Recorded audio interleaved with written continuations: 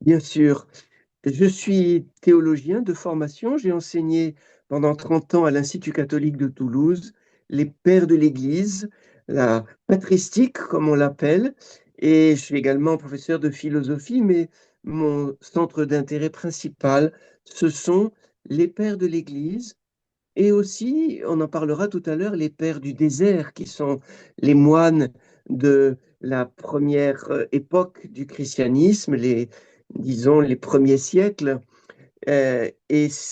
Le livre qui est sorti de ces longues années d'enseignement a voulu être un tout petit concentré, condensé de leur enseignement sur la prière. Alors, le mot père, on vient de l'expliquer, père de l'Église, mais aussi père du désert. Et puis, les autres mots qu'on peut retenir dans ce titre, c'est chemin, la prière comme un chemin, voyez, euh, pas comme une méthode fixe, mais comme quelque chose qui est évolutif, qui est progressif. Et nous savons bien que chacun de nous, nous découvrons la prière de manière différente au long des âges de la vie. Chemin. Et puis écoute. Et c'est pourquoi dans ce petit livre, il y a beaucoup de citations courtes des pères de l'Église et des pères du désert. Alors je les ai choisis, je les ai sélectionnés un peu, je les ai cueillis comme on cueille une fleur, et je les ai placés là de manière très rythmée. Je parle, j'écris, mais j'écoute moi-même aussi beaucoup ces auteurs.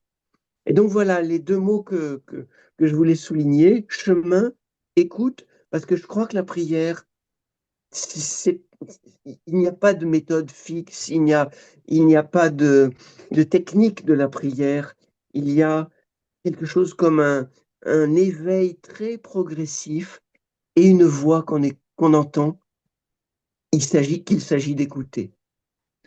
Alors je crois qu'il peut aider, d'abord parce qu'il est court, il fait, il fait à peine 100 pages, euh, alors que nous le savons bien, nous avons peu de temps aujourd'hui.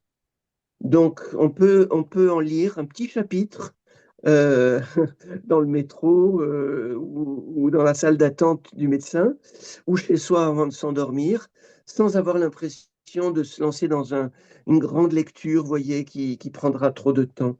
Donc, c'est court, c'est poétique, j'essaye de l'être en tout cas, fluide et agréable à lire. Il y a peu de notes. euh, les idées sont, comment dire, directes, accessibles, je crois, à tous.